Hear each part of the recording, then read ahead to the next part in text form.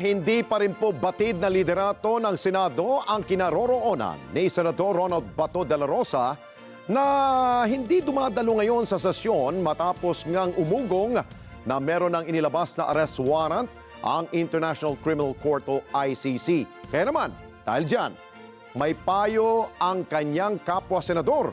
Kung ano ito, alamin sa report ni Mean Corvera.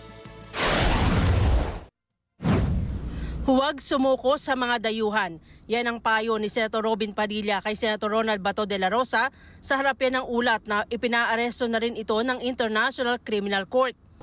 Sabi ni Padilla hanggang ngayon, wala pa silang komunikasyon kay de la Rosa mula nang umabsent ito sa sesyon noong November 10.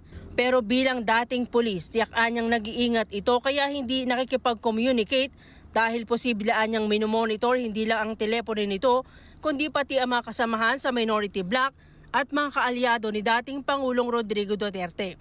Naiintindihan naman daw ni Senator Erwin Tulfo bakit hindi pa nagpapakita si de la Rosa. Nasa kay Senator Bato yun. Mahirap naman pakialaman ko. Ano desisyon niya siguro? Sige, kung ayaw niya na lumutan. Ito, nagawa naman yun before, di ba? Nila Senator Ping, di ba? Tapos they came out na lang after few years na para magpaliwanag. Siguro, yun yun. May biro-biroan nga si Senator Ping at saka Senator Bato raw na sino mas matagal sa ating magtago.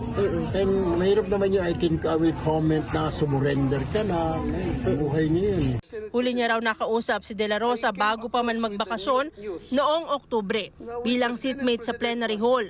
Malungkot daw siya na hindi pumapasok ang senador. Malungkot ko, kulang. Wala akong kabiruan. Pero siguro it's just trying to make sure yung kanyang safety.